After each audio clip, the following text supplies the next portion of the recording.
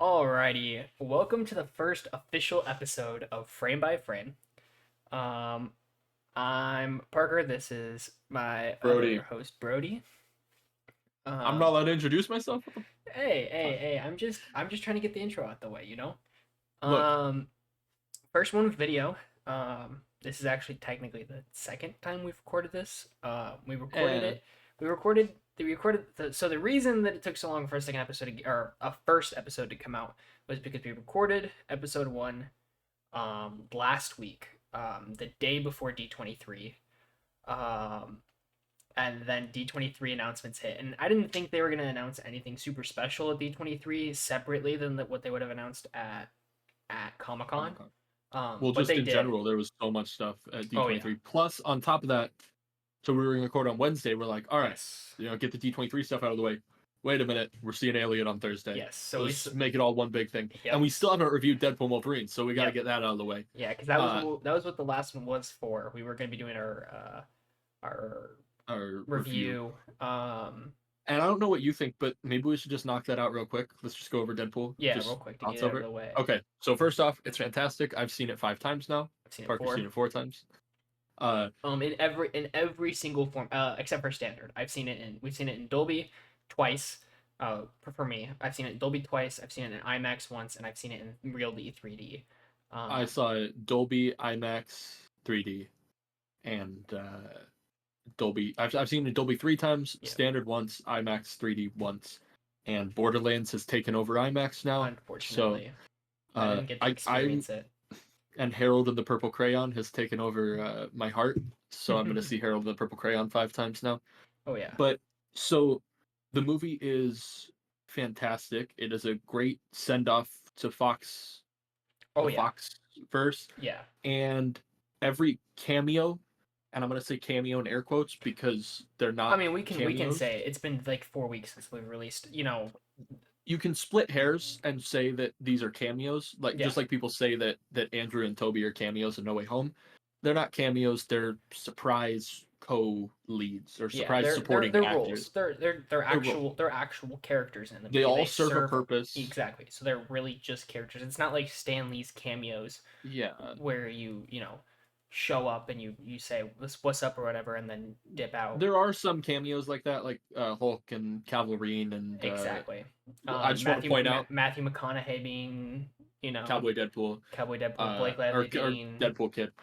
I just want to point out the Henry Cavill arm reload yes, that he does the arm reload from Fallout. So good. um Um, but I mean I don't think it's easier to explain why something doesn't work than why it does, and I exactly. think everything in this movie outside of anchor beings and anchor beings I still personally feel are just for this movie, and it's kind of a meta thing. So I'm What going do to you interject really quick because we've seen speculation on this prior to the switch of Marvel and the new direction they're going with Doomsday, which we'll talk about in a minute. The original, I don't know if you've seen the original idea for the Kang Avengers movie was gonna be, was and, to and I have think the I anchor think being? they're still somewhat going with it for Doomsday, but Kang was gonna be going and destroying worlds, world after world after world, and so someone, something, somehow was going to be collecting anchor beings from each world. So we would have gotten Sam Raimi's Spider-Man, um, we would have gotten a Wolverine, we would have gotten whoever the anchor being for this universe is, Yeah, the 616 universe. I hate to call it that, but that's what it is. Um, but part of me wonders if they, because that's not happening anymore, or at least as far as we know, it yeah, could still in some capacity be happening in but I don't think they're going to use the term anchor beings for it. I think they're just going to be, I mean, anchor beings is an easy way to bring back these characters that people mm-hmm. like Love, yeah, to be like Toby's an anchor being because people like him, whatever. But to me, for this movie, it feels meta.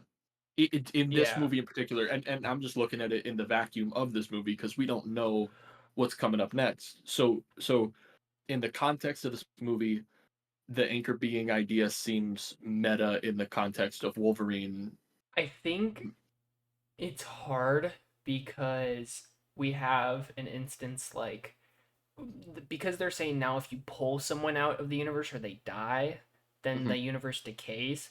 But we got pretty much the opposite of that in Multiverse of Madness, where if you're in a Yeah, universe, you cause an incursion. Um, and so and Spider Verse. well, I yeah, mean, but that's Spider. Sony's. We're not gonna really. Uh, yeah, They call 616 one nine nine nine nine 1999. nine nine nine So nine. like, um, But the way that I can explain that is everyone has a different like it's not. yeah, th- designation. Yeah, there's no because they're not the TVA. The Yeah. TVA is actually.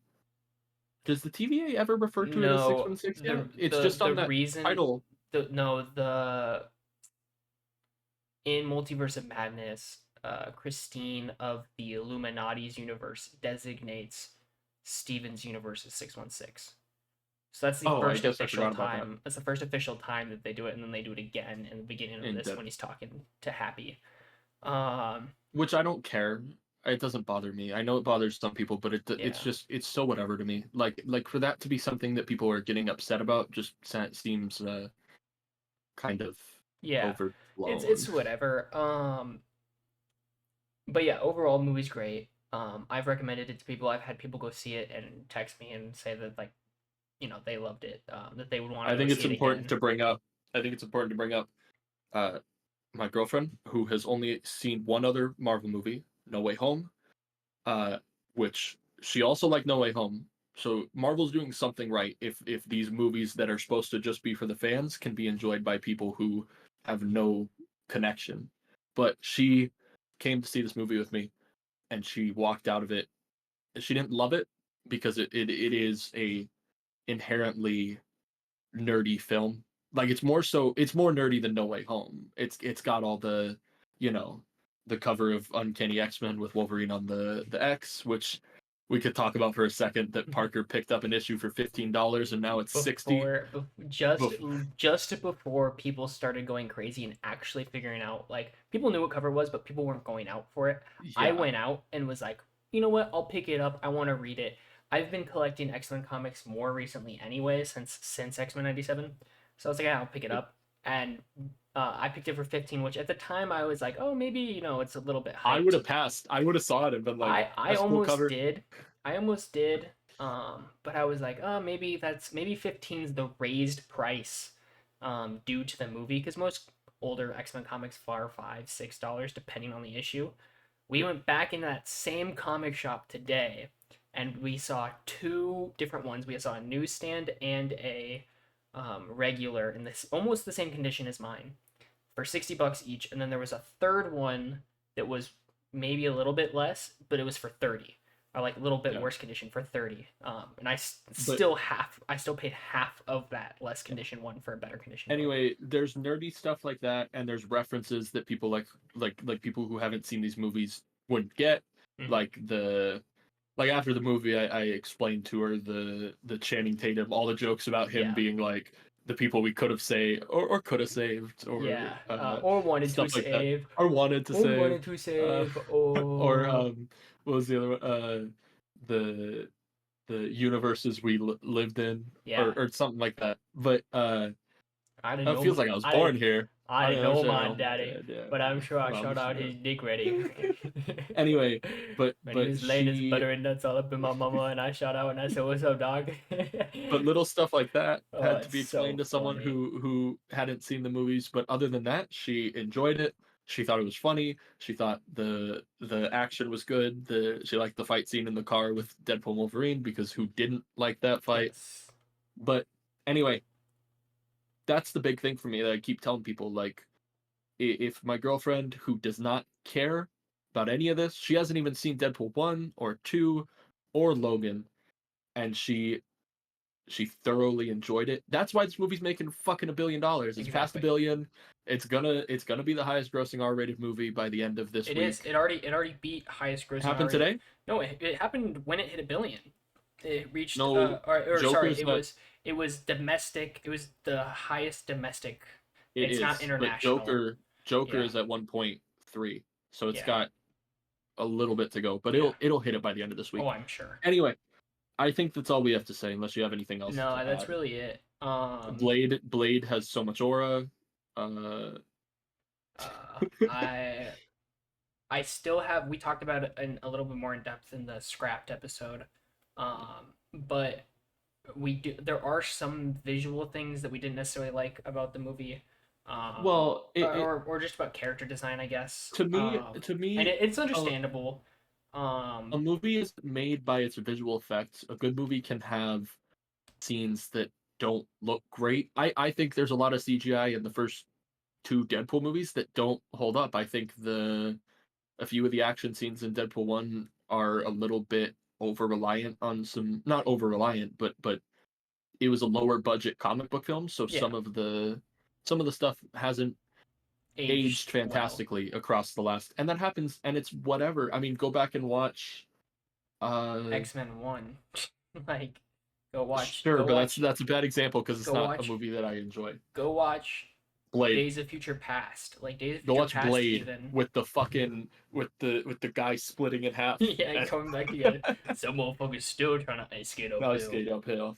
Uh, Go back and watch. I mean, bad CGI, and I mhm. don't think any of the CGI in Deadpool was abhorrent. No, Like it wasn't the Scorpion King. We're yeah. not talking like that. There's a few shots that There's are there's a couple notable, but anyway, uh we'll continue on. move on. From Comic there. Con first, right? Because that Yeah, was let's talk about the Comic Con first. So some crazy things went down at Comic Con. We did they got now? we got. Hang on, I gotta scroll back up in my notes to find it all. I'll talk about Um, the Fantastic Four real quick because I'm excited. yes, you While do you're that while scrolling. I'm scrolling So through. so at Comic Con now the Johnny Storm was at D23, right? Not Comic Con. Yes, The that was at suit. D23. Okay.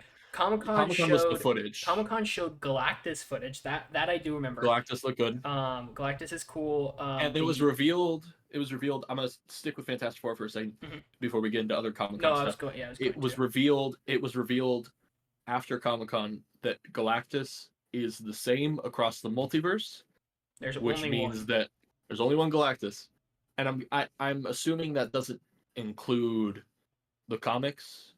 I could maybe, but I'm assuming it doesn't include the comics, and I'm assuming it doesn't include uh like the animated stuff. I'm guessing when they say there's only one Galactus, it's referring strictly I to think so. the movies. So that includes the Cloud from Fantastic Four: Rise of the Silver Surfer. Hmm. This Galactus, I'm assuming it doesn't include Lego Galactus and stuff like that. But if it does, cool. Lego Galactus is the same, and the animated. I'm guessing he showed up in some animated show at some point. Wasn't there a Fantastic Four show in the early I'm 2000s? not sure, but But uh, anyway, there's that, we got and flying Doom. car. We got some other stuff. Hmm. And then obviously the big one that everyone knows about already.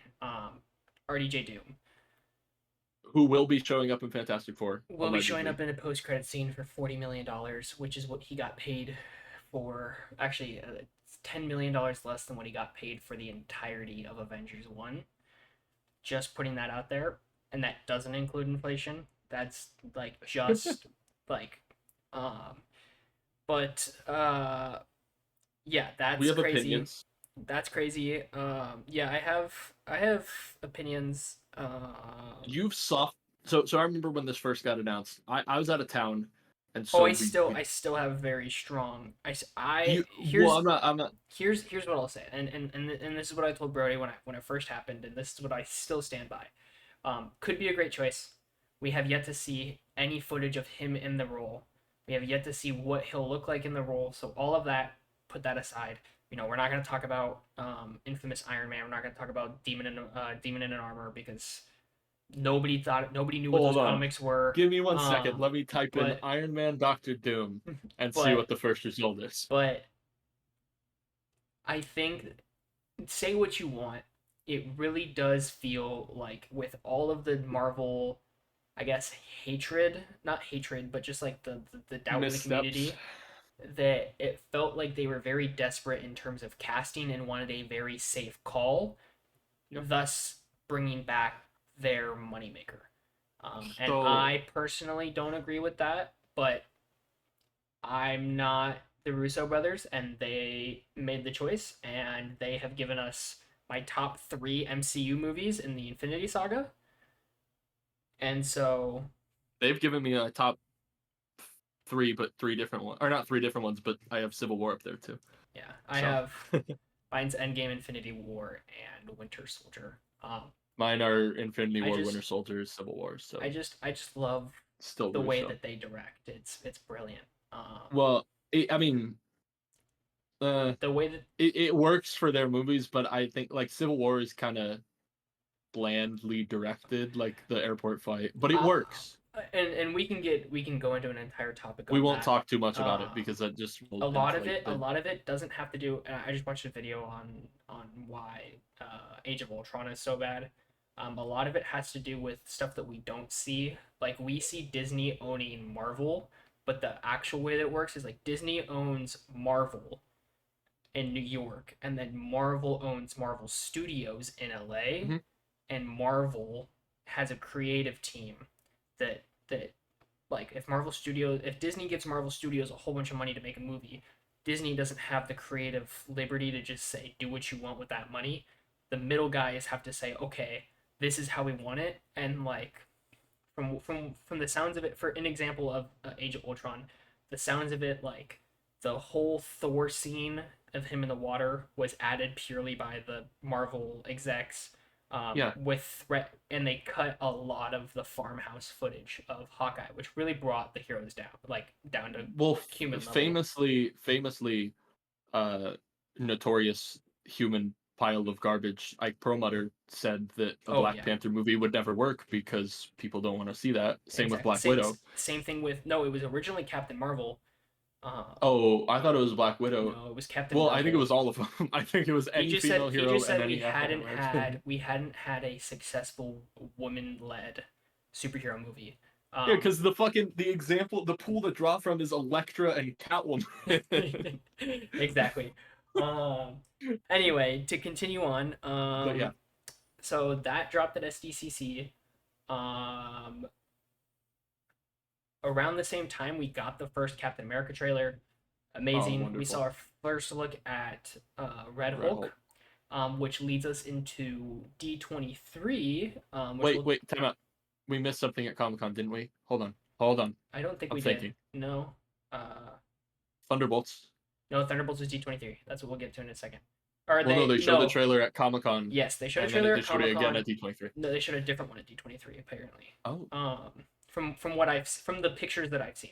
Um, but we had David Harbour in the costume. Amazing. Very Yes. funny scene or like reaction because he's like, oh, he's in his big Russian accent, and then he turns to the rest of the Thunderbolts and none of them are dressed up, and he goes, "I thought we were dressing up, guys."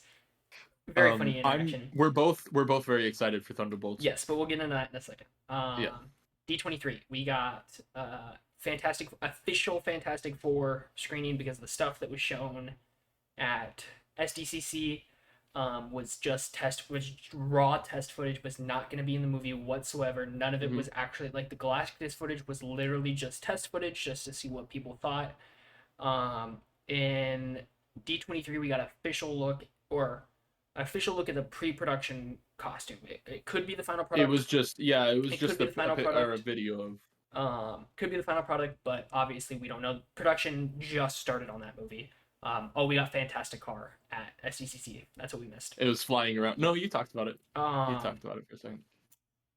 yes, we got that. We got more footage of the Red Hulk. Very excited about. We got to see his face and how he looks like Harrison Ford. He actually looks like Harrison Ford.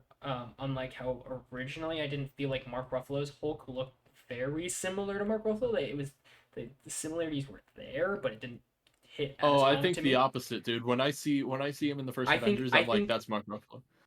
okay. Not. I think a better example I would think be it. Ed Norton I because that guess looks yeah. nothing like Ed Norton. It I doesn't guess even have now the that same I'm fucking thinking about haircut. it, now that I'm putting them side by side in my head, that they fit a lot better. And remembering how they did it all. But what I'm saying is like they really nail it by Oh, it looks like Endgame. Harrison Ford. I'm And saying they it. really nail Hulk Oh, and yeah. whatnot by Endgame. Like that really looks like him. Well, Um, because he's. I mean, he's yeah, exactly. Professor Hulk. But So Even in Infinity War, it looks and Ragnarok, it looks more like Mark Ruffalo than it did in Avengers One. Sure. But yeah, we got to see that footage. Thunderbolts, we got to see the new costume for finally. D23 ended like a couple days ago, and we finally got our first leaked trailer. Thank God for Twitter. Yeah, it just We showed up. It showed up yesterday, right? Like out of something nowhere, like kind that. of. Yeah. We got a new look at the Taskmaster costume, which has a Looks lot of good. controversy. Wait, what's Um, the controversy? they say that it doesn't look good compared to the other suit that that was in Black Widow, like, which I agree with. It looks great in the Black Widow movie. The only But I problem, think it looks cool in this new. it looks cool. I'll pull it up and The look only again. thing that people are complaining about is that it doesn't have enough color. We literally have a 240p 240p recording of the trailer. Like we haven't seen what it Yeah. actually looks like in the movie. I understand why they did away with the skull mask. It's a very common issue with releasing any images with skull internationally, specifically China, which is one of Marvel's biggest Oh, is that uh true? yeah, like Oh, I it's been around guess when forever. I saw, ew, I don't like the ghost The design. ghost design, I love the ghost design. You do? Compared to Ant-Man and the Wasp, I love the ghost design. I like that it's a really sleek It is um kind of cool, actually. Not looking it's closer at it. it's really Um, cool. It's really sleek. The designs, I really like the design. I'm excited to see it in the movie. I guess I didn't Um look close enough. I thought the Taskmaster mask had. no, it doesn't I have a thought it was a skull. skull. No, it doesn't I have a thought when skull. I was. I'm zooming in right now. It's Mhm. not. It's Yeah, it's just just a white covering, which a lot of people are getting um her and uh, ghost. her and Ghost confused because their costumes look so similar in I this think really they're a bad little too trailer. close. I think once we see the or the not the Ghost costume, sorry, but the Taskmaster costume in the actual movie, it'll be a lot different because I can see a lot of orange and I can see a lot of blue, just from the image that we have, Oh yeah. and it makes sense why she's not wearing. I saw someone say this on I think Twitter. It makes sense why she's not wearing the suit from Black Widow. And everyone's gonna call toys and everything. The suit in Black Widow was basically just she was mind controlled by her father to be a relentless killing machine from literally the time that she was a very small child when she had a building blow up on her face because Yeah. the father wanted to not die. Um, so that suit has a lot of trauma around it, and personally, same thing with Ghost. Personally, I wouldn't want to be wearing that suit if I didn't have to. Yeah. But yeah, so that got shown very recently.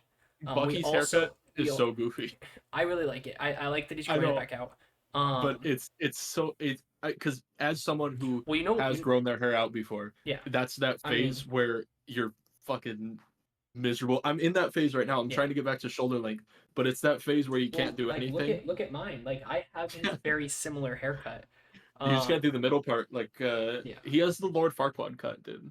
I, Um, but another thing we got at SDCC was uh that we are officially getting adamantium in the MCU, from the Eternals giant celestial that was in the Atlantic Ocean.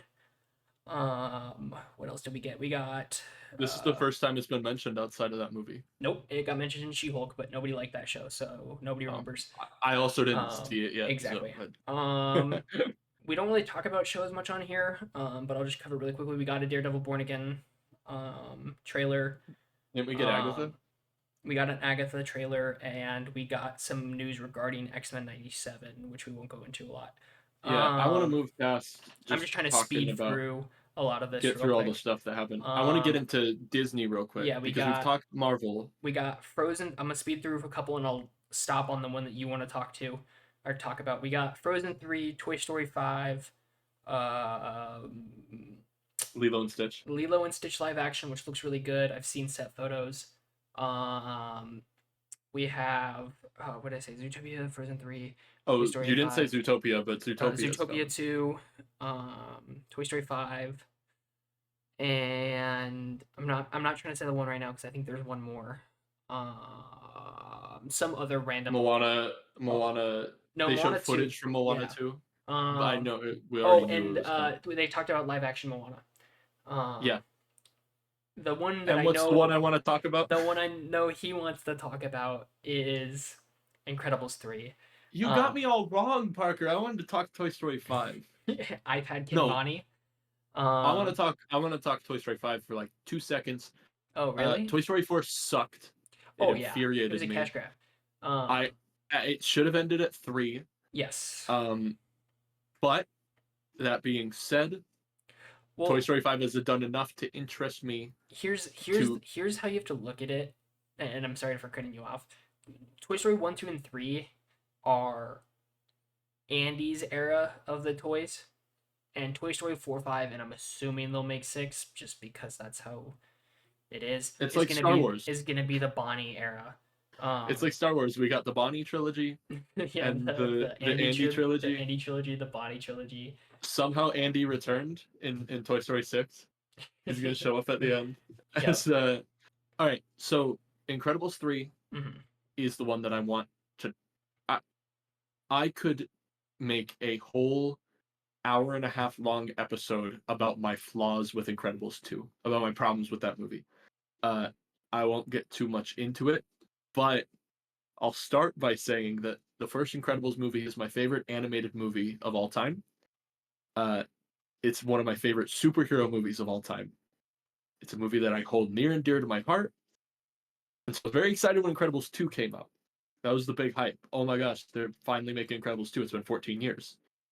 Uh, and to be completely disappointed by character backtracking. The moment that the movie starts, it completely regresses Mrs. Incredible, the Elastigirl, to being exactly who she was midway through Incredibles, trying to keep the kids out of the way, trying like they completely regressed her character just so they could do the same story as the first movie again, but with Elastigirl instead of Mr. Incredible. They did nothing new, they did nothing unique, outside of having the villain's name. The villain's name is Evelyn Dever. Evil Endeavor is the fucking villain's name. They didn't that is the that is what we're working with here, folks. The movie is Peak that Pixar. poorly written Peak that Pixar. the twist villain, that would be like, dude, Disney has a terrible track record with twist villains. I mean, we're talking Zootopia, Frozen. I know it's not neither of those are Pixar, but still, it's under the Disney umbrella. I think They I don't I think in Zootopia I don't from what I can remember I didn't see that villain coming. I think that was actually like an oh shit, but like yes, it makes sense after the fact that like that was the villain. Um as opposed to Her Evil fucking Endeavor. name is Evil Endeavor. Jesus, what were they thinking with that? Um, the character assassination of Helen is my biggest complaint. The fact that so for a quick refresh, by the end of Incredibles 1, she has embraced that they are a family. They all suit up together to fight the Underminer, who was a joke villain who was defeated in a fucking video game. They didn't need that to be the beginning of the movie. They should have time jumped 14 years, had the kids be grown up, whatever you needed to do. Like I mean, I'm just gonna say why they have the might do movie. that. They might do that in 3. Who knows? I And they know, but might why redeem it. stretch that out across 3 movies? I We know. we the people who grew up with Incredibles by the time that so I was born the year that the Incredibles came out. By the time the Incredibles 2 came out, I was 14. So anyone who was a kid, let's say someone was 5 when Incredibles came out, they were fucking 21 by the time Incredibles 2 came out, probably thinking about starting a family. Why pick up right from the where the last one ended? Not to mention that the first Incredibles movie has suicide, guns, amazing car chases, fucking a cheating subplot, a subplot where Elastigirl thinks that Mr. Incredible's cheating on her. Um,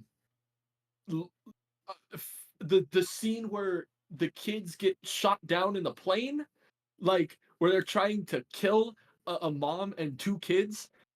Anyway, so Incredibles 2 bothers me because it just regressed all the characters and just turned it into a bland generic kids movie instead of being a sequel to The Incredibles. So could Incredibles 3 fix that? Maybe. Am I frustrated that we're even getting a third Incredibles movie? Extremely. Will I see it? Probably. Um, I just think this is one.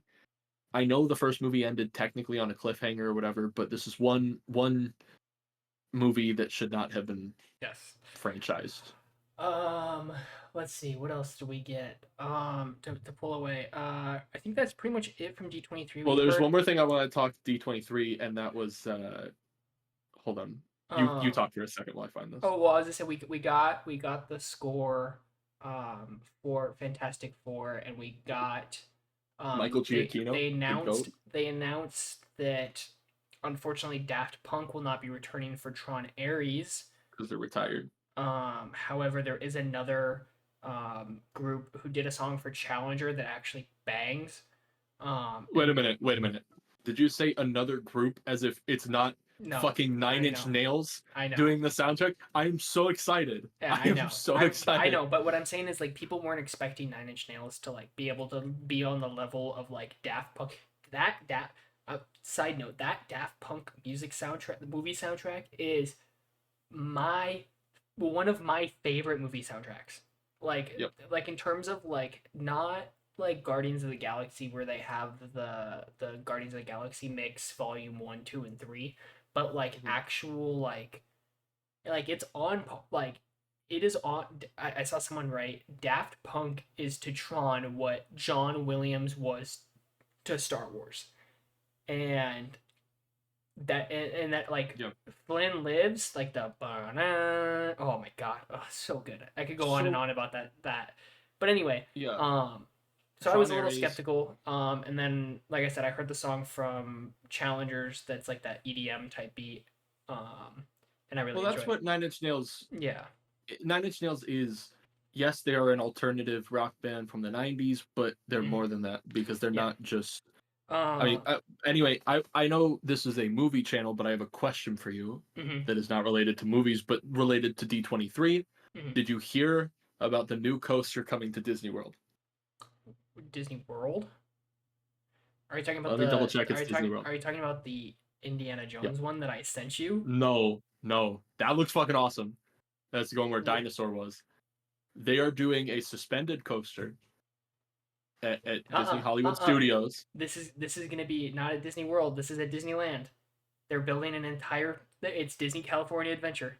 Yep. No, no, no. No. It's if you're talking about Monsters Inc. It is going to Yeah. be an entire land at Disney California Adventure. Well, they might. No, this is No, Hollywood Studios. it's. I was. Disneyland Parks right here. Breaking: Monsters Inc. Land is Is coming it to okay? Disney's Hollywood Studios. I was almost positive that it was California. No, Um, it's in Florida. but yes, Guess who? first Yeah. suspended So coaster. First suspended coaster. based Um, around the Monsters Inc. door. Doors. Yes. I am so excited. And then there's Indiana Jones coming to Disney Yep. World, where Dinosaur was. We're getting Avengers Campus. Cars. We're getting Avengers Campus expansions at California Adventure. The Avengers e-ticket is finally coming after years. Mhm, There's a Lion King ride coming to Disneyland Paris that is mhm. basically just Splash Mountain but It's themed Splash around Mountain. Lion Yeah. King. Uh, there is new Avatar stuff being added to California Adventure. Yes. Um, Um. All right. that's it. Yeah. Let's talk a little bit about some other news that we've gotten a lot more recently in terms of movies. Again, still more Marvel stuff. I know we talk a lot about Marvel on this channel, but that's It's just so much is happening right now, and we got to get yes. through it. It'll be over after this. Um, Fantastic Actually, let's do a Four. palate cleanser. Wait, can we do a Hang palate on, cleanser real real quick? quick, real Oh, quick. I just want to talk. I'm gonna run over these last two things, and then we'll be done mhm. for now. Probably until next episode when we go on another 20-minute, 34-minute rant about it. Only been 34 minutes. Yeah, Okay. it's Fantastic Four. Is gonna have shots shot in 4:3 aspect ratio, which is gonna be amazing, especially since it's a '60s movie. Um, I'm guessing the stuff like Reed's science show no, would be that was all 4:3. test footage. That was all test footage. That's not gonna be in the actual movie. That's what I was saying. No, but that was test footage, but I'm sure that concept will be in the movie. Possibly. You don't think so? Um, I think it'll be in the movie. they just announced that Sony won. Unfortunately, Spider-Man 4 is not going to be a street level Spider-Man movie like we thought it was. Um, it is going to be taking place between, or sorry, um, it'll be taking place between Doomsday and um, Secret Wars, which Secret means it'll be Wars. on Battle World, which means we'll probably be getting Toby, Andrew, and Tom all in a movie again together, which is This really annoying frustrates me. because This it's frustrates me a back to lot. back movies.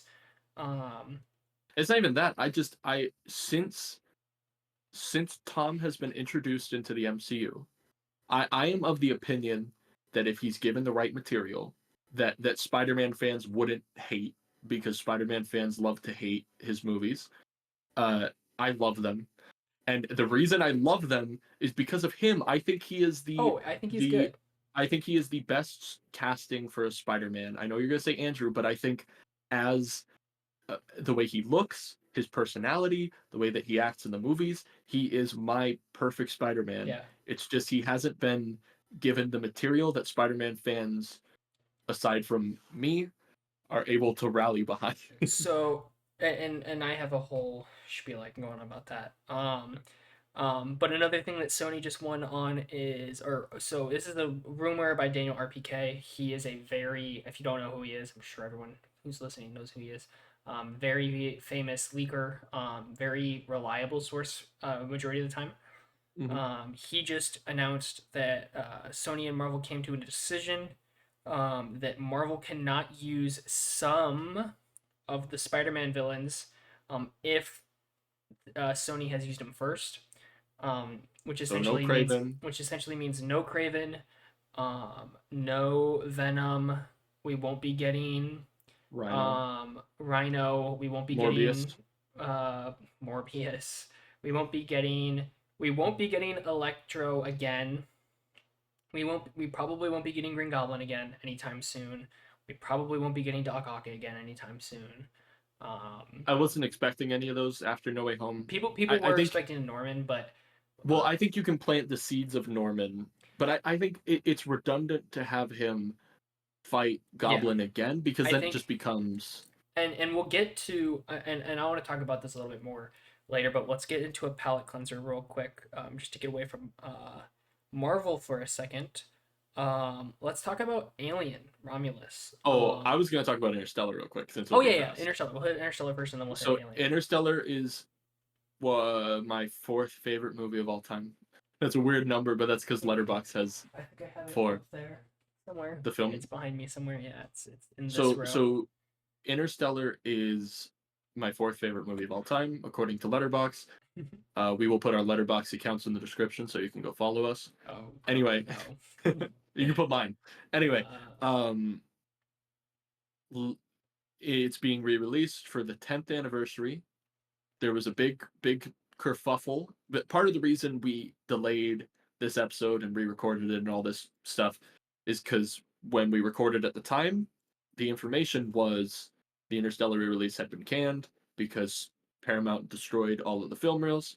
Uh, that turned out to be at least partially false, but they did delay it to December, so it yes. looks like Paramount's going to give us what we want. Yes, thank God. Interstellar is going to have a wide release for the 10th anniversary. If you haven't seen it, I would recommend watching it, but not yet. I would I would recommend waiting recommend until going and December, seeing it. Yes. because it is a, unless you Phenomenal. have a really, unless you have an OLED with a 4K player, but Exactly. it is, speaking of which, if you collect 4Ks and don't have Interstellar, it is the best transfer in my collection, other than maybe Pulp Fiction. It's like Pulp Fiction, Interstellar, The Thing, and The Shining are some of the best transfers. But so Interstellar is being released for its 10th anniversary in December. Tickets will probably go on sale in like November, early November. Maybe even in late Maybe October. maybe late. It depends how big Yeah. the release is. If Oh, I it's, think it's gonna be huge. Um. but anyway, that's the palate cleanser. Now we can get into Oh Alien no. because I have a, Yeah. oh, Well, this is still what were- palate cleanser, but so I just want to start off by saying that I didn't ever used to really be a horror person. I still kind of am not a horror person. And that goes for like monster movies too. Um, yeah. monster alien movies, stuff like that. Like I never really watched the Predator movies. I never really watched the Alien. I had never seen the Alien movies all the way through. I know bits and pieces about it, but I never had seen anything fully. So coming up to Alien Romulus, I debated about watching Alien One, um, and Did or you? well, yeah, I debated about watching Alien One and just watching all of them just to get a sense. But you actually told me that it was separate, so I didn't even need to necessarily watch it. Um, No. which Did you watch Alien One? no, I didn't. I was going to this morning, and then I ended up not doing it. You watched Ant-Man. You watched Ant-Man instead. I watched Ant-Man instead. Quantumania. Yeah. You know what's a good idea? Let's ignore one of the greatest horror movies of all time, and instead watch fucking Ant-Man and the Wasp: I Quantumania. I'm going through my letterbox list again and rewatching the ones I have really low, Yeah, just to like make sure. just to make sure, because a lot of those movies, again, we're back in Marvel. A lot of those movies, I feel like So during the you're gonna watch the time Marvels again, right? during yes, I will rewatch the Marvels. During the I time liked that it. those movies came out, they were met with a lot of hate, and so a lot of the people going into it or coming out of it just kind of absorbed that hate. And I Hmm. feel like a lot of them don't deserve that hate now. But But anyway, no so more to get Marvel. back Finish your to get Alien. back onto the point, I knew like some of the backstory, like of like the extended universe backstory, like with Prometheus, um, and all of Hmm. that. But for the most part, I was going in fresh.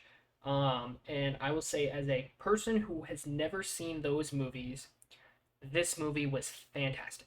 I enjoyed, and I think I'm in a kind of same boat with you. I enjoyed probably about 85% of the movie.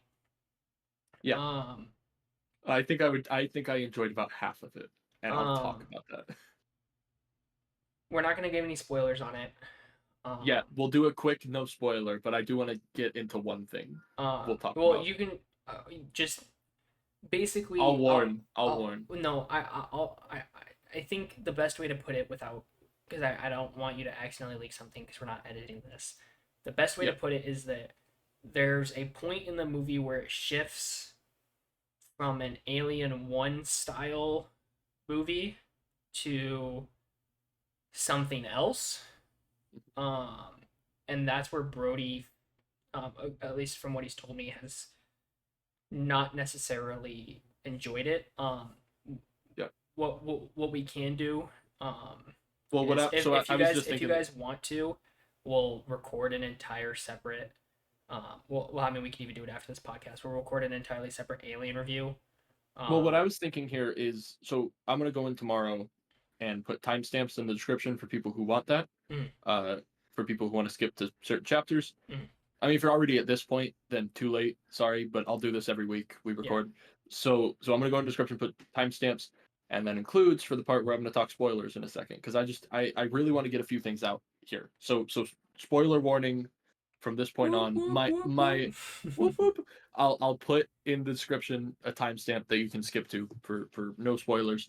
But I cannot get my feelings out without getting into spoilers, because Mm, there is yeah, stuff that that's bothers me a understandable. lot in this movie. This is a movie that I was excited for. And you talked your relationship with Alien. Time for me to talk mine. Mm, The first Alien movie is among my trifecta of horror movies.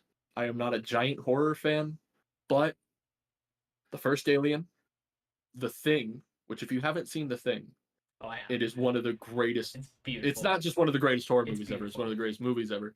And The Shining. Those are like my three favorite horror movies. Ironic Uh, because Alien is the only one that I haven't seen out of that. you need to watch the I first know. Alien, I need to. because I will. I will. so and the this movie was so close to what I wanted it to be. My love for the first Alien movie is outweighed by my general blah for every other movie that came out after it. I don't even like Aliens. I maybe I need to rewatch it. It's been a very long time since I've seen it, but I remember just the first Alien is a masterclass in suspense, and then James Cameron came in and said, "Nah, fuck that. We're doing Terminator with aliens."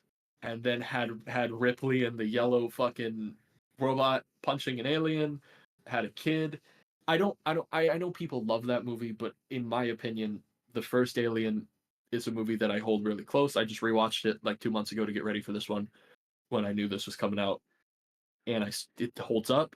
All the special effects hold up. It's wonderful, and I think my biggest plus for this movie, and I think the turning point for me, and this is why I need to talk spoilers.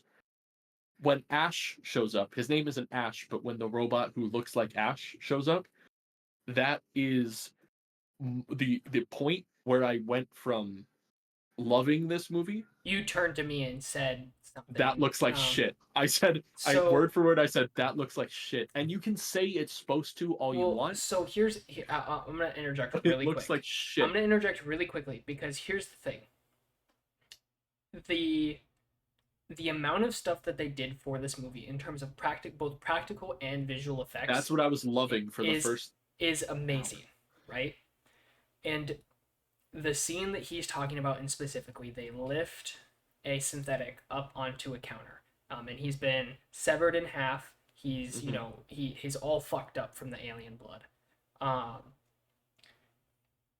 they very easily like this is and this is where I'm saying like they intentionally did it in a certain way, and I'll explain how they did it in a second. Instead of just because half of his body is sitting there, they very easily could have put him inside of the table and had him act with only the top Well, half that's of what his they did body. with the first Alien movie, and it looks great. Exactly. The reason that they didn't do that in this one is because I think that it wouldn't have like the entire idea is that this Wait, dude. that's not what I'm talking about. I'm talking about his face. Yes, the whole thing with him is that he is one, he's a synthetic, Yeah, and two, he's fucked up. Like he's fucked up bad. yeah, And so but I don't know if it was due, and again, this could be the reason this could be is due to scheduling conflicts.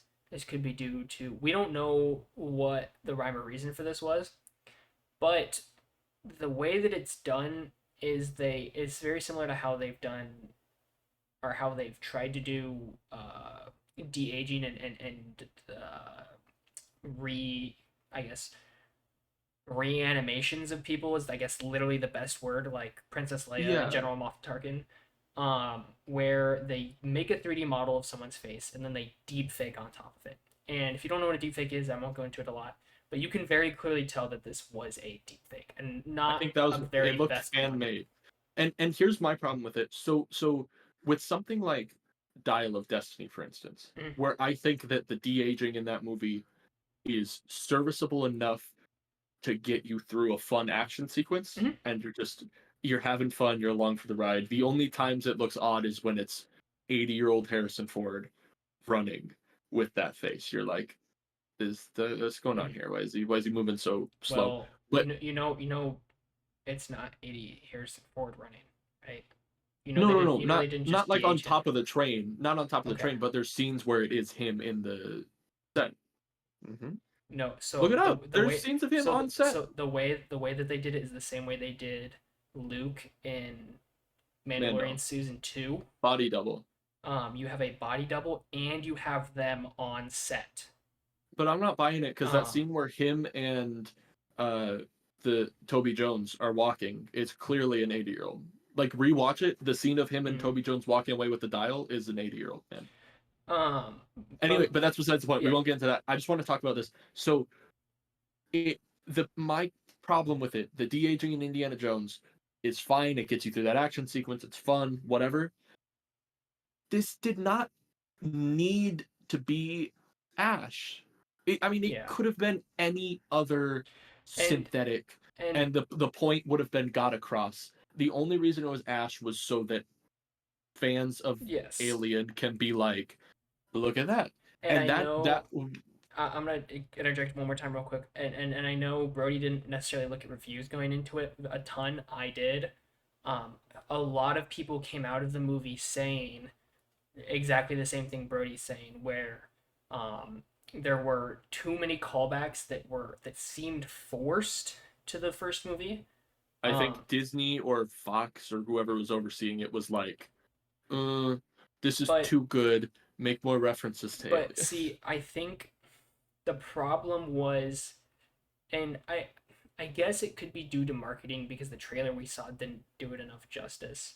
Um, but people are going into this movie expecting a 2024 version of Alien, and that's not what this movie is. So if that's what you thought going into this movie, that's not what it is.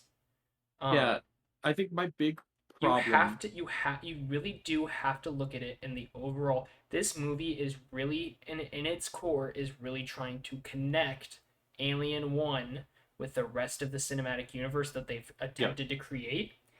And from what I know, yeah, it does an okay job at it. Like I said, I haven't seen them all, and I can I'm going to watch them, and eventually I'll be able to give you guys an updated point of view. Um, However, from a completely, if you are not necessarily like a super fan or even really just a fan, like you just enjoyed it, you know about it, whatever you just wanted to go see this movie, even if you're trying to get introduced, I think that this movie is a great movie. It has fantastic cinematography.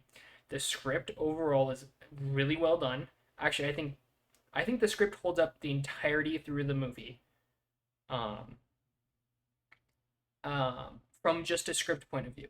Like if you look at it compared to other movies that have the same kind of feeling, I think we lost Brody. I give him a second here to come back. Problem doing this live. Um, um, but I think coming into it from a completely unbiased standpoint is great. And if that's you, then you're gonna enjoy this movie for the most part. Like I said, um, sure. oh, Alien oh, War. You lost me? Can you see oh, me? Hold on. there you go. Okay, go ahead and turn your camera back on. Oh, oh, and he's gone, and he's back. All right. Don't speak for me. I don't know what you said. I didn't You speak probably said for that I you. loved the movie. You were probably like, I "Oh my god." didn't. I When didn't I speak walked for you. away, I said we lost him. I said going into this movie from a completely unbiased standpoint is probably the best way to go into this movie.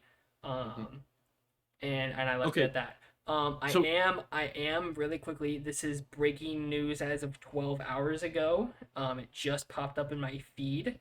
As I was scrolling, waiting for you to come back.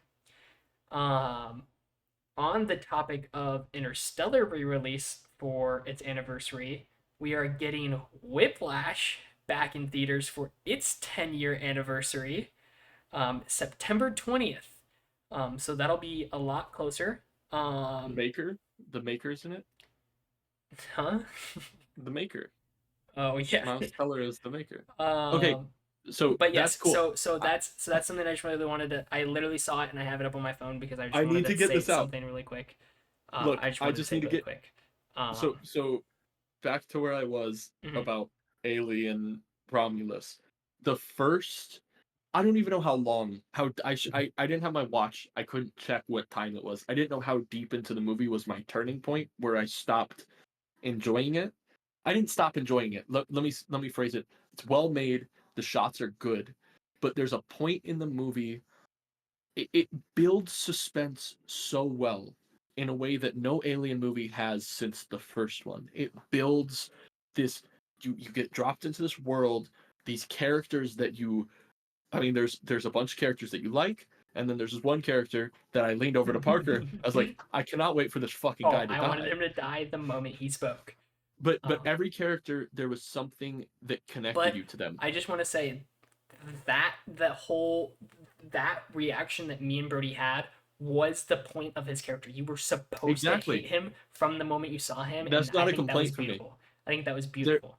but there's the point where they pull up the android onto the table, and then as soon as I saw that, it was like that moment the movie fell apart. Like I was because he I started think I talking about literally saw you go like this one of the times at one point in the movie. it was when he started well I when think it he was started talking towards about the end. I think you went um I and think it was when she was having the baby. I was like, the yeah. fuck am I watching right Yeah. now? Um Um but the it it the moment maybe not right when they pulled the android onto the table, because when they did at first, it pulled me out because of the deep fake, and it just looked. And throughout the movie, it did no service to earn my enjoyment for him being there. Because if it had done something with him other than just having him be look like Ash, and you can point and be like, "That's the guy from the first Alien movie," Mhm. but it does nothing beyond that. Exactly. It doesn't give me a reason why he should be there and not just another android to explain what's Exactly. going on. But that was the turning point for me where I kind of and then I was back into it a little bit when the first xenomorph was running around doing cool shit. And then when the hallway of xenomorphs showed up, I was out. I Like just it want was to a cool say scene. real quick. I'm passively scrolling while doing this just to make sure Yeah, that current news as we're that recording, I'm nothing not missing happens. anything.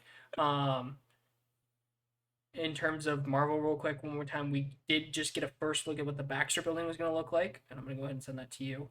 Please send it Um, to me.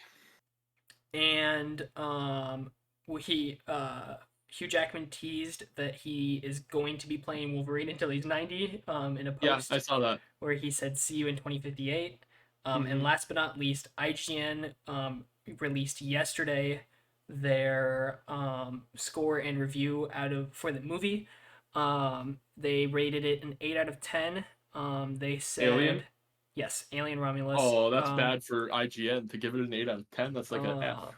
they said um, Alien Romulus back to basic approach to blockbuster horror boils everything fans love about the tonally fluid franchise into one film. Fede Alvarez proves that his Evil Dead remake was no fluke. Yes, Um, that's the thing.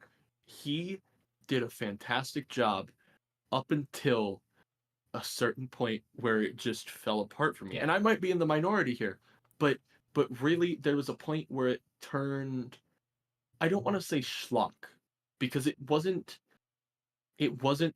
Superman and Zod flying into buildings or Optimus Prime blowing up shit. It wasn't that kind of schlock, but it was disappointing how good the first half of the movie was at building this tension just for it to devolve into a hallway of xenomorphs and gunning them down.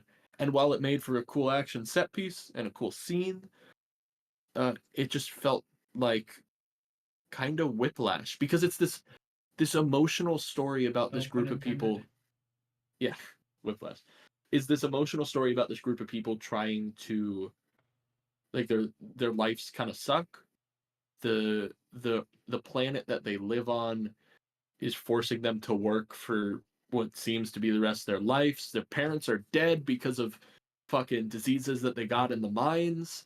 Like it's this cool world that it builds, and you feel this dread because you know that they're gonna die, but then you kind of get pulled out of it once you see something as and I'm making it sound like a single alien is realistic, but seeing a bunch of aliens is unrealistic. But to me, there's a difference between the threat of one xenomorph being so powerful that it can take down an entire crew. Then obviously you look at this basically city of xenomorphs, and yeah, they're gonna kill 5 people. Like you, there's no are they gonna make it out of this? To me, I I think again from my complete you know standoff view, I think that it's a really cool like it makes the stakes for the 10 seconds that it's there, which I think is my yeah, gripe with it. It makes the stakes for that 10 seconds seem a lot more dire than they are. And because sure, of what's shown prior to it, it makes sense that there's multiple there. yeah, However, the way that they went about doing all of it didn't make sense because and I guess we're doing spoilers. When the first when the first xenomorph is made, you think that it's the only one. Hmm. And then all of a sudden it's announced that there are, let's just say, 10 more lurking somewhere in the basement that they didn't even, that nobody talked about. And Hmm. it actually, it shows a dead xenomorph in the beginning, so you're led to believe that they did end up killing the only Isn't that xenomorph. the no? I thought that That so that so so well, they what happened was show is they they got show that they show the rock in the beginning. The rock gets opened. That xenomorph comes alive. Um, that was the xenomorph from Nostromo yes, from Nostromo. yes. And um yes, so that xenomorph gets opened. It's still alive. It wreaks havoc on the crew. Um, And I they find that idea scary that the xenomorph, because spoiler alert for a movie from yeah. 1977 that you still haven't seen. No, I know it. It's the entire joke in Infinity War. Yeah, you're So right. Yeah, I know how it. I Yes, I know how it ends. except he uses the wrong name. Doesn't he say, "Hey, have you ever seen that movie Aliens?" I think Fucking so. dumbass I don't 16-year-old fucking dumbass Peter Parker know. out here. You ever see that really old movie Empire Strikes Back and then has a fucking Death Star in Homecoming?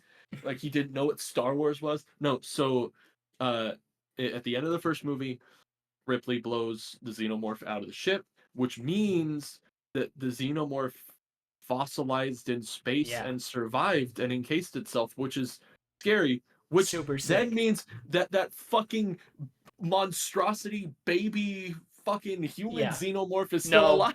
no, because Well, it blew up in he the got thrown asteroid into field. the asteroid field.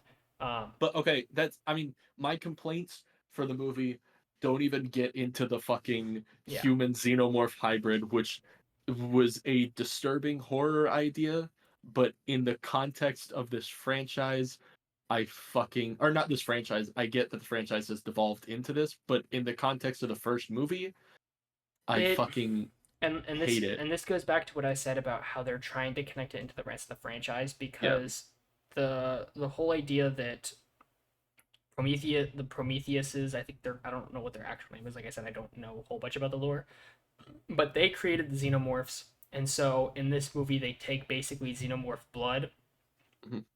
and try to inject it into people or into rats. They inject it into a rat. It supposedly makes the rat come alive, and then it's shown that he turns into a xenomorph. Um, Dora the Which I think is Explorer. a cool idea. Oh I yeah, think it's cool. I think it's cool. Dora the Explorer is Dora. pregnant, and she gets attacked by the what we think is the one and only xenomorph. Um, and they end up finding the vials of this supposed cure for mankind. Um, First off, the only thing I could think throughout the movie was all the stress that she's under, and then when she falls off that oh yeah, that thing baby was and dead. hits her, That baby was that dead. baby was dead. How did it She survive? she she and I'll explain in a second. She actually probably feels that it's dead because there's a couple times Well, where she that's why reaches she. down and touches her That's what stomach. I thought. I thought that was Um, gonna be the ending of the movie was gonna be the and baby was dead, but she survived. and so then you get this entire point where she's going up the elevator by herself and she has these vials, and she doesn't even know what they do. They just were gonna, they said that it could save her, and so I'm assuming that she probably, it's not ever said, but I'm assuming she probably thought that it could save her baby, and so she injects herself with it, thus causing the baby xenomorph to, or the baby to turn into a xenomorph human hybrid. I don't even know um, what the fuck to call that thing. um, It's but disgusting. the main thing is that it resembles the like main people from Yeah, Prometheus yeah. mixed with a hybrid. So it does show that When it has that thing sort of. those people, those Prometheus people, really put their own DNA into these um into these xenomorphs, and so adding it back to a human would obviously create them to look like, and I think that's a cool way to tie it all in, and it with like without explicitly stating that that's what they're doing. I think it's a cool way to tie that movie in. It's just it's too much for me, and I think Yes. the movie's advertising really advertised it as, I'm not gonna say it's misleading, Yeah. but No, when I and saw that I trailer, said that as well. yeah, I think that this movie markets itself as an Alien 1 remake, not a remake, but like a um same style movie. However, it's what a not. sequel to Alien should Yeah. be. Yes. But However, it is not. well, because And as if someone who's, I mean, and that's what I said, and I think that's kind of where we should wrap it up. Is like, um, if you're going to see this movie, and this is where we can end the spoilers. If you're going to see yeah, this movie, um, don't expect like a one for one Alien sequel. sequel. That's not what it Well, is. I think they should have marketed like the trailer Yes, should have there's had that problem with scene. marketing. The trailer should have had the scene where Ash, and I get not spoiling that Ash is in it, whatever, but have the scene where Ash says the thing about Prometheus. That's enough for someone who knows about Alien to Exactly. be like, okay, this is gonna tie into the rest of it, and to Exactly. know that going in, I would have been a little bit more uh, Prepared. uh It does feel a little bit prepared. whiplashy. I think that's the problem. I think on rewatch you'll probably enjoy it a little bit more. I think it Yeah, does feel a lot like Whiplash. Um, no pun intended. All right. We're gonna start. and then they go up into Interstellar. They go up into space, and it's like Interstellar. I'm not as good as this as you are when you with the uh, whiplash part. um, all right. That was, I feel like, enough. We talked about for probably about half an hour about some other stuff. We're gonna really quickly go in. I have one last thing that I want to talk about in terms of Marvel. Again, that's what like 90% of the movies that release in a year are. Um, Marvel's um, so stupid and boring. I Can want to we touch on talk it real about quick. I want to touch on it real quick, and then we can move to DC because that is something that we scrapped a whole episode on, and I do want to talk about it a little bit before the end because there is a lot of interesting stuff. Um, Actually, you know what? Let's talk about DC first, and we'll close out with Marvel. DC. I'll just recap some of the stuff that we talked about in the scrapped episode. We looked at set photos. Set photos look great. I showed Brody. Brody had no idea. What were your thoughts on them again? as Um, someone who my knowledge of DC is Batman. mhm, I don't like anything. It's not I don't like anything else. It's that I've tried to get into it and I mhm. don't. I think that it looks good and I trust James Gunn and I feel like this might be the catalyst for me getting Yes. more into the Yes. characters. Um, Secondly, we talked about Green Lantern and how that show got greenlit on HBO. We talked a little bit about Creature Commandos, um, the animated show that's going to be coming out, which we got a trailer for finally. Peacemaker Um, season 2. Peacemaker season 2, and a little bit of stuff and how it's connected to the DCU, and how it's separate from the old DCU.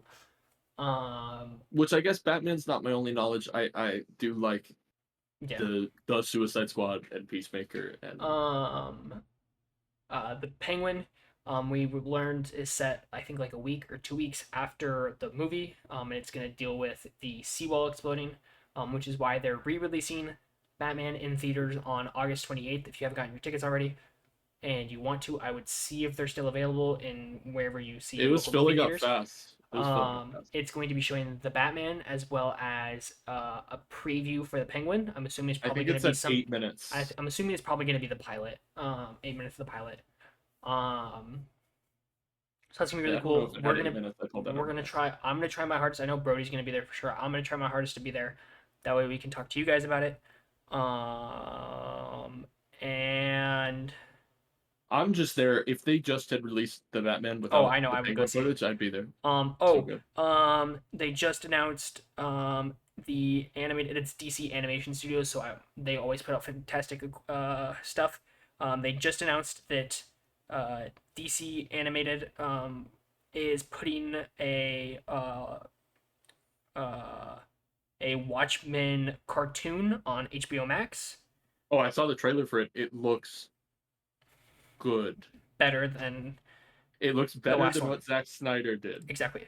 Oh, and the Um, TV show. I didn't watch the show, but I heard the TV show's ass. Um, all right. I I want to talk a little bit about what we think is going to happen in terms of the MCU post Secret Wars. I wanna kick this off. Let me handle this. Let me handle this from here on out. No, so I want to talk comic side because we have Well, some so that's what I knowledge was here. going to talk about. I was going to talk in the comics the way that they handle Secret Wars ending. If you haven't read it, you should read it. This is kind of spoiler, but the comic came out in what 2018, 13. 2013. Wow, They've had Jesus. they've had.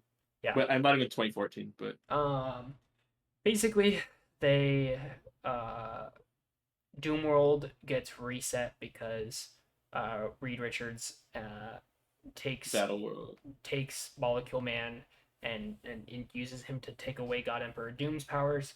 And then with Franklin Richards, they're able to create new universes or remake old universes, and then he slings them out into the cosmos. Um, Essentially doing a soft reboot slash merger of some of their other properties. 2015. Sorry. 2015.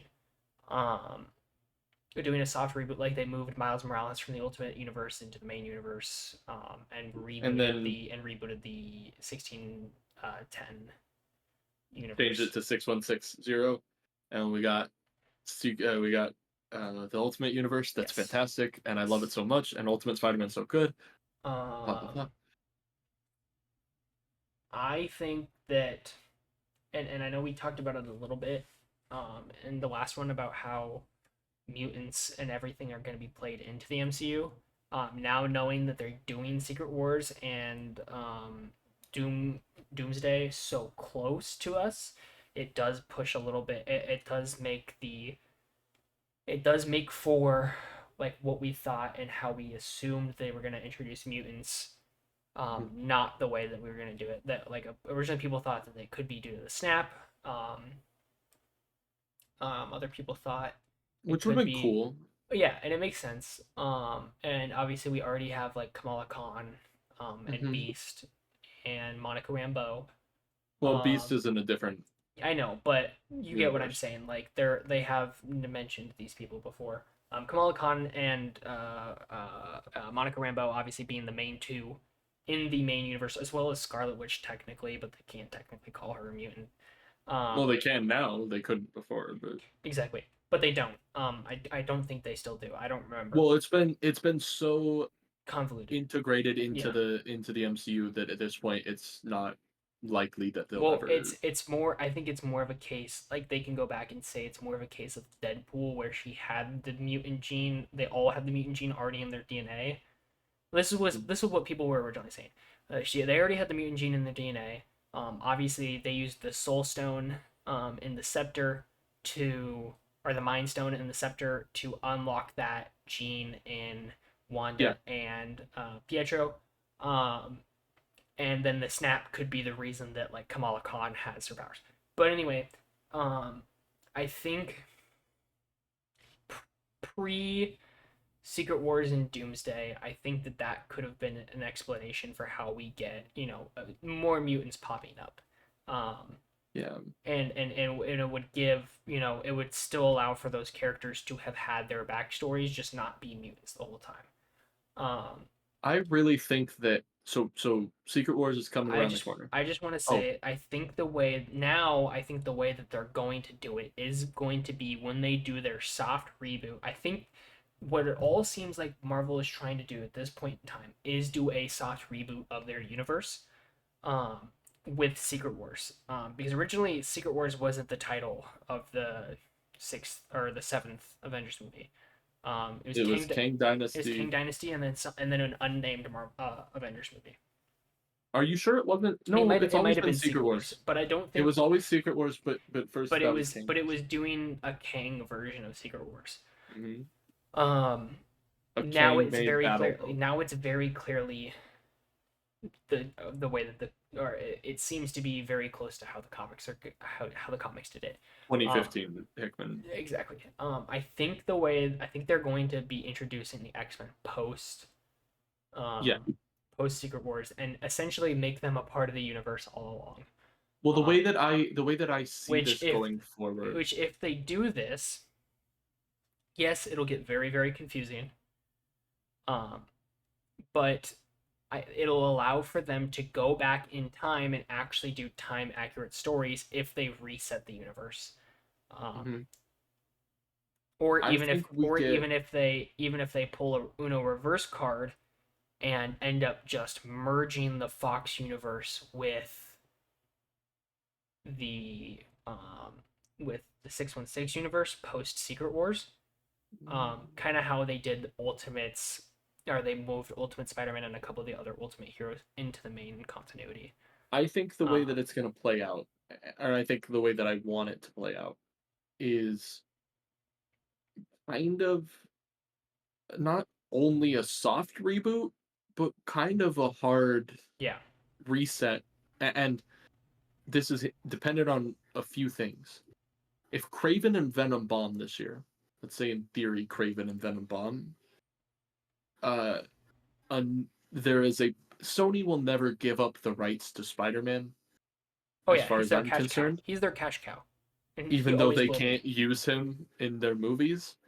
But maybe there's a world where Sony and Marvel can play a little bit more nice, Or Disney buys Sony, and which or won't Disney by happen. Sony, Which won't happen. because But no.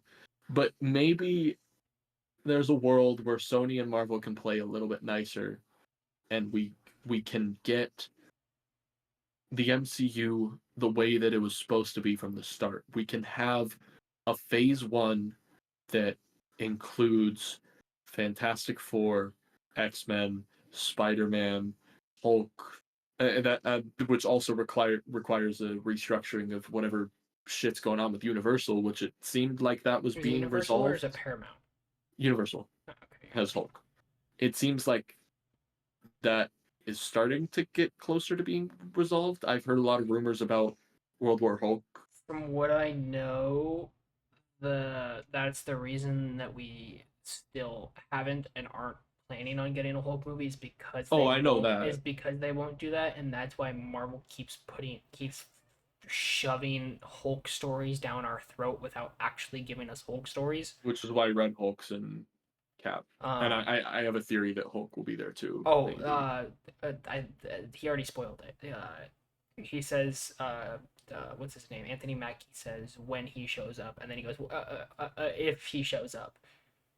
Um, But so I think if they can work something out with Universal, and if Sony can restructure something, or I saw an interesting video yesterday where a lawyer proposed that Marvel has enough legal ground to sue Sony for defamation of their IP because of how bad every Spider-Man movie is.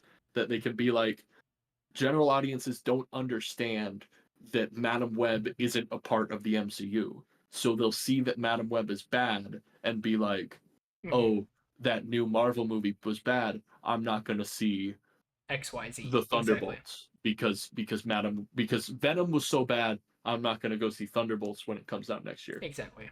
So they have. Will they do that? No. But this is all wishful thinking that Marvel could start fresh after Secret Wars with their entire roster of characters and do what they wanted to do from the start. Uh, but if they can't do that, then I think go the route of a soft reboot with with kind of keeping the story going while also getting new stuff mixed in, and maybe even other universes that you can put under different monikers. So you have the Marvel Studios / Marvel Cinematic Universe stuff, and then maybe having a quote unquote Ultimate Universe or something along those lines. Do an older Spider-Man story where Spider-Man's married and it's Andrew Garfield married to a version of MJ and they have Well, kids, and no, then it'd probably be Sam Raimi's Spider Man married to MJ. He fits the yeah. bill. He fits the bill the best. But I Um, don't want to see more Kirsten Dunst in those. See more I know, Kirsten. especially after what she was caught saying in an interview recently about how she was in a time where women made less. Like you're not. The movie was called Spider Man. The movie wasn't called Mary Oh, Jane. Anyway, I mean, yes, um, yes, women made less than men, Yes, but but also if you you look weren't the at main character. if you look at it comparatively to like in Captain Marvel, where Captain Marvel was the main character and whoever Well, whoever a well no no better no no example no would be this is an example I saw. They show Captain Marvel who was in a time where I assume I don't know the geopolitics behind it, but I assume she made a fair amount compared to some of the other Marvel movie people, except for like Robert Downey Jr. of course. Um, but her co-star was paid less than I think it was like 10% of what she was Mhm. paid, and she was also a woman. So like it's not like a man woman. It wasn't entirely a man woman dynamic. It was you're not the main part of this movie.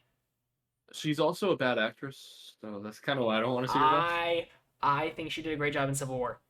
Not Okay, well, I she's a bad Mary Jane, and I hate exactly. her.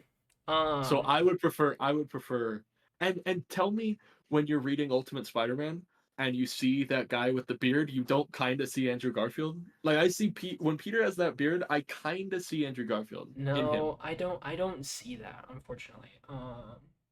And I don't even I see don't know. Toby. I don't see Um, Toby at all. He looks oh nothing like yeah. Toby. I see, which Um, by the way, I can really see that being in like in 10, 15 years. I can see that being Tom. yeah, I Um, which yeah, but but I think anyway, um, I oh I think that's where we leave Marvel.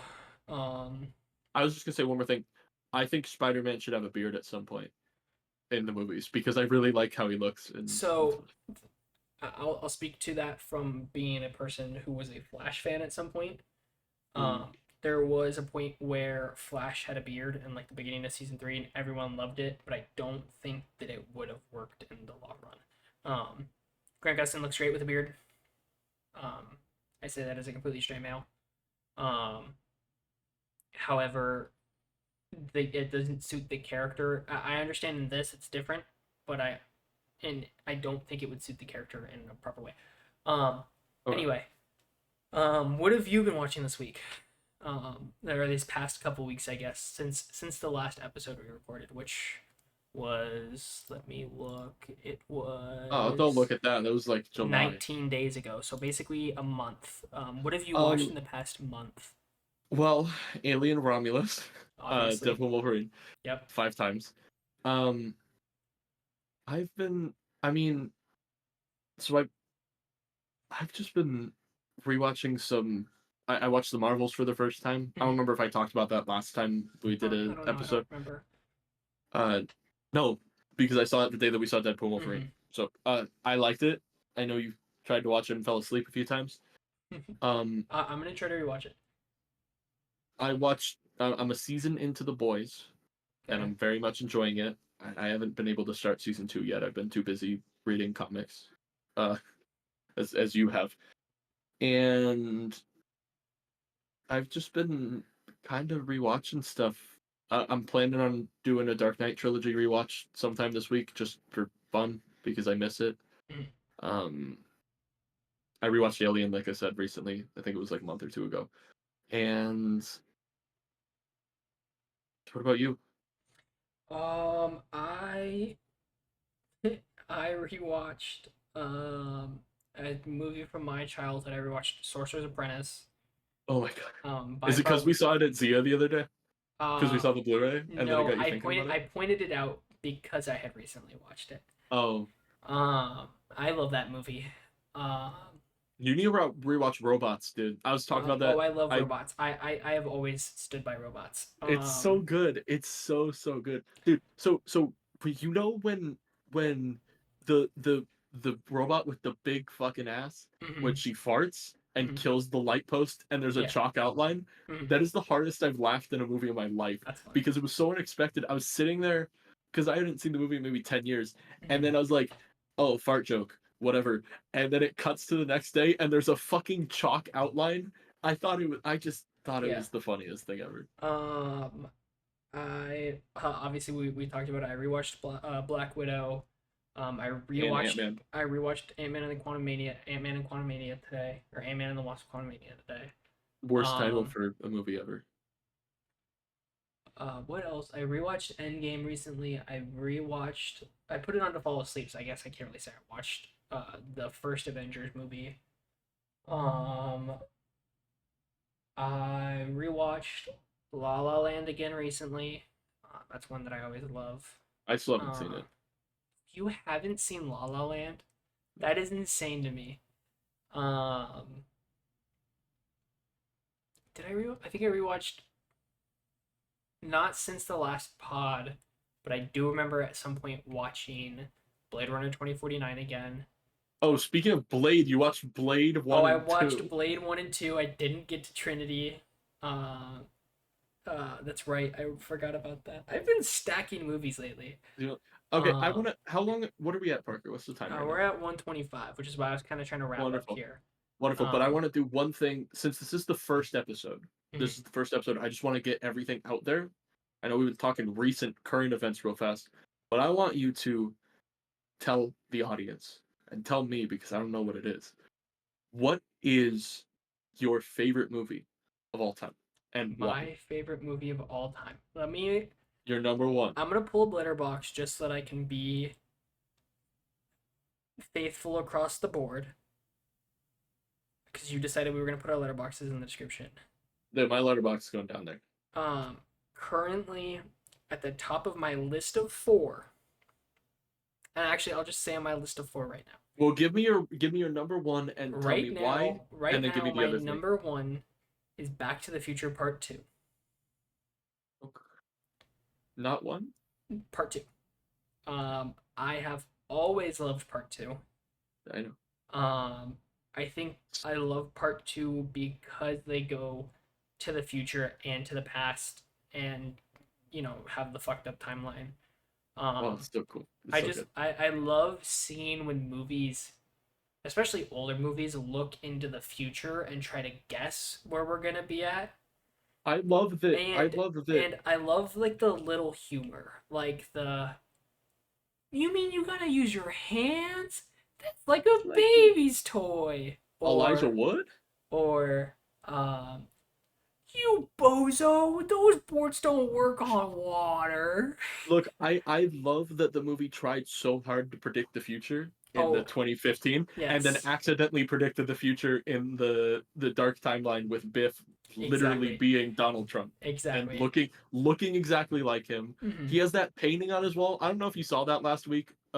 But Trump has a painting like that on his That's wall with hilarious. him in like a golf outfit and he's standing there like this. That's hilarious. It's the same. But Um, anyway, I love Back to the Future Part 2. I just think one is Obviously uh, one's timeless, and three on a rewatch, I've learned to enjoy it. Um, I've always liked three. it's I didn't used to, but I've learned to love it as a homage to westerns. I think part of the reason I was really young, so I didn't understand westerns at the Well, time. I don't like all that. I just like the ending of it. I love Uh, well, the yeah. but The kid pointed at his pee pee when he's looking at. Do you know about that? no. The kid had to go to the bathroom on one of the takes, so he's looking at his mom in the behind the camera and points at Is his that the scene in wiener. the is that the take in the movie? That's a take in the movie. Oh my god. I need to And rewatch it again. but the funny thing is it cuts. It's Jennifer's face, and she goes, "What about this note? What about like it was? I brought it back from the future." And then Doc says like, "It means your future hasn't been written yet. Do And the with it kid's as just you over want." there like And the kid goes, and literally it cuts from her face to the wide shot, and the kid goes,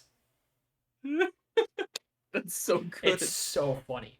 Um, okay, so that's my number one, and this is as of right now. This is like I haven't rewatched some of. Always subject to change. Always subject. This isn't. I haven't rewatched my top 10 in a while, and I think I did a post recently on my Instagram a while back where it was the same four. So I'm fairly consistent. Actually, Yeah. I think I had Back to the Future swapped out for Blade Runner at the time. No, 2049? no, no, I didn't. I was going to, but I realized I think it was the same four. So I'm fairly consistent on my four. So Back to the Future Part Two, and then I don't. It shouldn't be number two, but it's number two on the list. Is La La Land. I absolutely love that movie. It is a masterclass in cinema. The script is amazing. The colors are amazing. The the songs, the acrobat, or like the choreography, everything in it is amazing. Um, Does he drive in it at all? he does drive. He does drive in it. Um,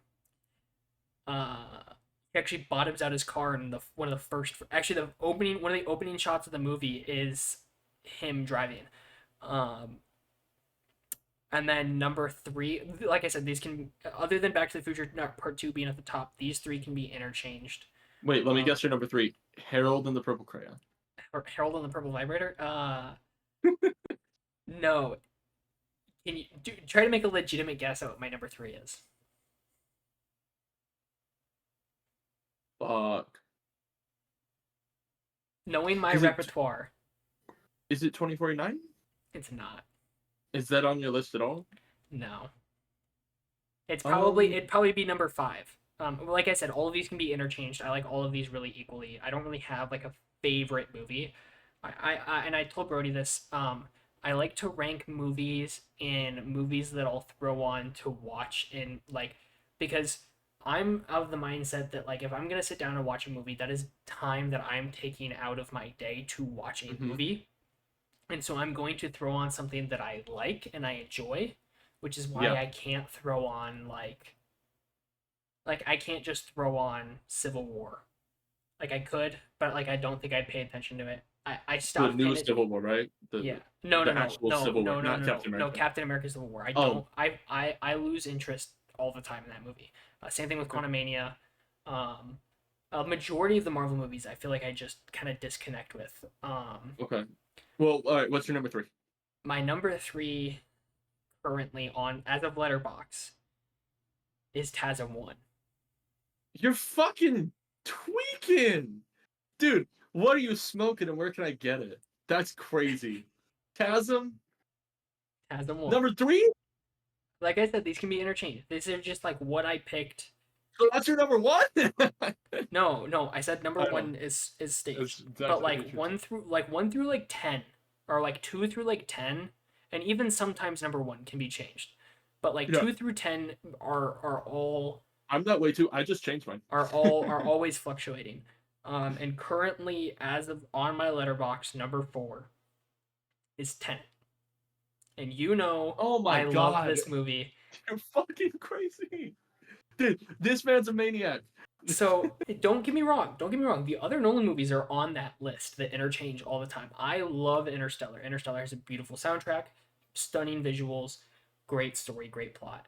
Um, same thing with Inception. Inception has amazing visuals, pretty solid plot. Um, but I don't know, something about Tenet, like just I don't know. It feels different. Is it because you feel smarter for getting it when everyone else does it? No, no, I don't. I enjoy it Yeah, not because I feel smarter because I get it. I enjoy it because I understand it. And sure. I think that's where a lot of people fall short is a lot of people don't understand it. And so they look at it at face value and throw it away, which is the same reason that TASM is so high on my list. But I think that both of those are just very. It's the only superhero movie that's on my list, and I've talked about it extensively as to why I enjoy that movie and that adaptation, like specifically TASM One, that adaptation of Spider-Man so well, because it Yeah. doesn't feel. I described it the same way that the Christopher Nolan Batman movies don't feel like superhero movie until Dark Knight Rises. I feel like Dark Knight Rises is a little bit of an exception, and maybe Batman. I guess Dark Knight is like the only one that I can really say. Dark Knight's the only one that straight up feels like Yes, a mob. it's a I classify like TASM One and The Dark Knight as superhero films as opposed to superhero movies. Like Ant-Man and the Wasp: Quantumania is a superhero movie, but the way they go about directing and shooting Dark Knight and TASM and like the story beats in TASM and I've explained um, to Brody how Mark Webb didn't come from a background of superhero movies, and same thing with Chris Nolan. That's why I think those movies stand out as film like superhero films as opposed to superhero movies because you're Well, not Mark getting Webb has someone. the perfect name to direct a Spider-Man I movie. know, but those come. from a background of not superhero stuff, so they feel less like a Sure. superhero movie. Well, Um, I want to talk. I want to get mine yeah. too because we're gonna wind down here. We need to wrap up. What are your Uh, okay, so uh, Back to the Future's on my list, but it's not number yes? one anymore. Used to be my number one. It's been my number one for a Ooh, very long time. I saw something on yours. I think if I'm gonna put in a number five really quickly, I think I have recency bias, but I do still think it's a great film. It's in my top 10. Is Gladiator. Okay, Um, well, Amazing you're film. looking at my top five right now. Yes, and I saw one of them, and it reminded me of the Gladiator poster, and that's I why I just just put that one in. All right, let me get through. yep. So Back to the Future was my favorite movie for so long. It still is a movie that holds a very special place in my heart. But over this past year, Back to the Future and The Big Lebowski have been fighting, and Big Lebowski's won. I think it is the most nuanced comedy of all time. I think it is a movie that simultaneously is so stupid, but is genius. The interplay between the characters. I've shown this. I've recommended this movie to every single person. I think it's a movie that I quote in my everyday life. I think it is the most quotable movie of all time. Um, the conversations in this movie, no matter how mundane they are, feel like normal people talking. When and then even the crazy shit, like when fucking Walter's talking about the toe in the dining room. Um, it's just so perfect. And then Back to the Future is just one of the best sci-fi movies of all time. It's a masterpiece in pacing. It works flawlessly start to finish. It doesn't have a moment in the movie that drags. Same way I feel about Big Lebowski. Neither of those movies have a moment that drags. They are constantly throwing something at you. Um, I just think that recently, like you said, something that I'm going to throw on. I might even it's getting late. I know it's late, but I might throw Big Lebowski on tonight just because. And I can throw it on. I've seen it last week or not last week. I guess it was like a month ago. I'm losing track of time. I watched it 4 days in a row every day. And I wasn't entirely watching it. I just had it on in the background and I was doing other stuff. And then I would look up and laugh at it and then look back and down and just kind of be messing around and then watch scenes. But it's one of the movies that if I put it on, I'm gonna watch it. Like I'm not gonna like it's a channel surf movie when you're which is a bad example because cable doesn't really exist anymore. But when you're surfing cable and The Big Lebowski comes on, you set your remote down and you watch it. You're gonna be like, oh, I'll watch it until Walter talks about the toe, or I'll watch it until the dance, the interpretive dance scene, and then you end up watching the whole movie. Anyway, that's one. Big Lebowski. Number two is Back to the Future. Number three is The Dark Knight for me. Um, I mean, those three are very close. They don't change. Those three are like my entire personality. Even though Batman isn't my favorite superhero, the performances of Heath Ledger, the performances of uh, Aaron Eckhart, not Aaron Eckhart. That's Han Solo. Aaron Eckhart's Han Solo. Um, no, it's Aaron Eckhart. Okay, as Harvey Dent is fantastic. His fall, um, it's a well written movie. It's a well directed movie. It's a well shot movie. It's a well edited movie. It's everything great. And then my number four is Inglorious Bastards right now. Um, as someone of Jewish heritage, not only is it my favorite Quentin Tarantino movie, and earlier today that was Interstellar. That was the one that I just changed, literally just changed like 5 seconds ago, because I didn't want two Nolan movies in the top four. But Inglorious Bastards is my favorite Tarantino movie.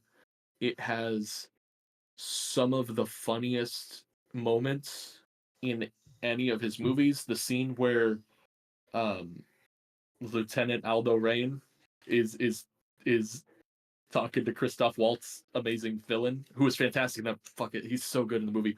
But when he's talking to him in uh Italian, he's going, "Buongiorno," it still makes me laugh even though I've seen the movie a bunch of times. And Christoph Waltz is fantastic at the beginning of that movie. It's great. Everything's great. All right, what's your number 5? If you had to throw it on there. I'm gonna skip Interstellar because I said that was the one that was torn with. Honestly, Pulp Fiction. Pulp Fiction. I really think Pulp Fiction. Maybe The Shining. I don't know if that cracks the top six. I think now that I'm thinking about it, I think if I were to switch anything out, thinking about it now, if I were to move Gladiator down to 6 and move Tenet down to 5, I think what would replace Tenet in number 4, now that I'm really thinking about it in movies that I really enjoy, would probably be Baby Driver. I think that's another masterclass in how to shoot a movie. Oh, you fucked me up, dude. My number 4 just changed again. So you mentioned Baby Driver, and that gets me thinking about Kevin Spacey, the fucking piece of shit. Which gets me thinking about 7, which is probably my number 4. 7 is one of the greatest crime. That's what I love about The Batman, is that it feels like 7, but with Batman. Yeah. So 7 is up there for me. 7's fantastic. All right. I think this is and Fight Club. Yeah, and American well, I was Psycho. gonna say Fight Club is obviously gonna be up there. American Psycho is obviously gonna be up there. But like so I said, those will always interchange. And so like what we say is our top 4 is never actually always gonna be our top 4. Okay, so apologies. American Psycho is my number 4. I just fixed it. But I think that's where we're gonna go ahead and wrap it up. Thank you for enduring. Yeah, thank you for enduring this shit awful podcast. I'm gonna go read. I'm gonna go read Venom War. I'm gonna say his audio levels might be a little fucked. We're not editing this. Because I only had like a 5-second test to see how his audio sounded, and it sounded fine, but I don't know if he got loud or quiet. Because we're just raw dogging this up onto YouTube. Dude, what's this trend of people saying they're raw dogging flights? Have you seen this? Have you seen that? I saw it today. Some dude raw dogged a 12 and a half hour flight standing. But the flight attendant made him sit down with 4 hours left. Unfortunate. Wait, he was standing? Mm-hmm. I was talking about just the people who raw dog like a 14-hour flight with no technology. They just sit there. He was standing? There was a dude who tried to stand next to the bathroom on a flight to Shanghai. It was a 12 and a half hour flight, and he literally he goes 6 hours in. I turned and looked at this, and it's like the door handle to open the fucking door, and then he goes after another 4 hour or after another whatever hours, the flight attendant made me sit down, so I looked at this, and it's like the settings menu on the screen in front of him.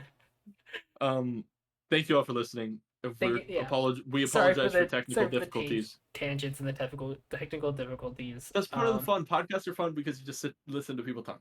It's fun. Whatever.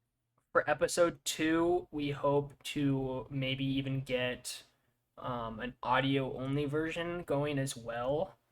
Well, we might get an audio version for this one up.